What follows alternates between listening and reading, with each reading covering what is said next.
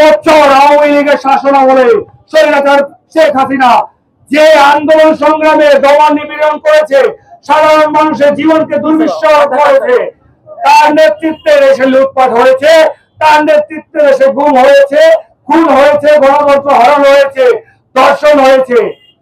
5ই August ছাত্র জনতার দীর্ঘ 15.5 বছরের যে আকাঙ্ক্ষা ছিল, সেই আকাঙ্ক্ষা পূরণ হয়েছে ছাত্র সমাজের নেতৃত্বের মাধ্যমে। সাধারণ জনগণ তাদের সাথে নেমে এসেছিল এবং আমরা বিভিন্ন রাজনৈতিক সংগঠন তাদের সাথে নেমে গিয়েছিলাম।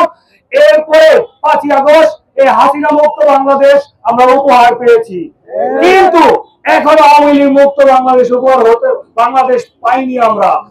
আওয়ামী লীগের দোসররা বিভিন্ন ভাবে বিভিন্ন দলে মিশে গিয়েছে। আজকে আমি এই সভা থেকে বলতে চাই, ফতুল্লা থানার ওসি মহোদয় এবং নারায়ণগঞ্জের এসপি মহোদয়, আপনাদের দৃষ্টি আকর্ষণ করছি, বিভিন্ন ভাবে এই লিংক রোডে নিষিদ্ধ ঘোষিত ছাত্রলীগ ভোর রাতে প্রদান করে 2-4-10 জন নিয়ে তারা মশাল মিছিল করে।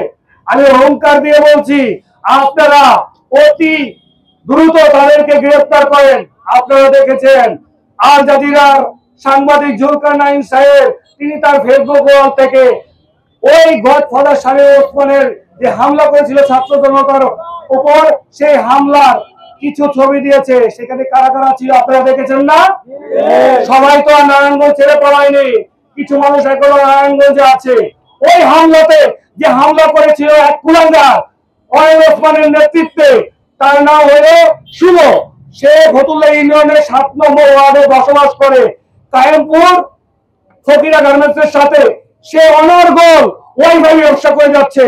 প্রশাসন আপনারা কি চোখে দেখেন না? আপনারা কি অন্ধ হয়ে গেছেন? আপনারা ছবির সাথে মিলান।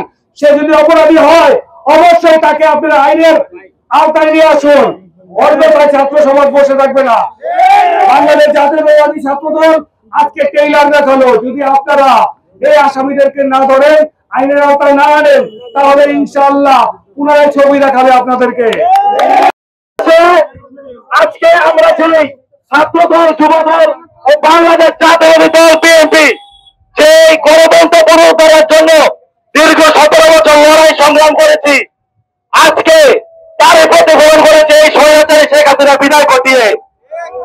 আপনারা জানেন, আমরা শুধু এই ছাত্র আন্দোলন না, বিগত যত আন্দোলন স্বৈরা শাসক যতবারে বাংলাদেশে মাথা চাড়া দিয়ে উঠেছিল, বাংলাদেশ জাতীয়তাবাদী ছাত্র দল ততবারই রাজপথে তাদের তাজা রক্ত ও তাদের জীবন দিয়ে বাংলাদেশের জনগণের দাবি আদায়ের লক্ষ্যে সর্বদা রাজপথে ছিল। তার ধারাবাহিকতায় আপনারা দেখছেন আজকে যারা এই দেশে লুটপাট, ভূমি দখল এবং সন্ত্রাসের কায়েম করছে, তাদের বিরুদ্ধে ছাত্রদল আবারও রাজপথে নেমে এসেছে। যার জন্য নারায়ণগঞ্জ জেলা ছাত্রদল, ফতুল্লা থানা ছাত্রদল সহ আমরা ছাত্রদল পরিবার সবাই সব সময় এই স্বৈরাচার ও এই সন্ত্রাসের বিরুদ্ধে সব সময় আমরা ঐক্যবদ্ধ ভাবে বিগত সময় ছিলাম, বর্তমানে আছি এবং ভবিষ্যতে থাকবে ইনশাআল্লাহ।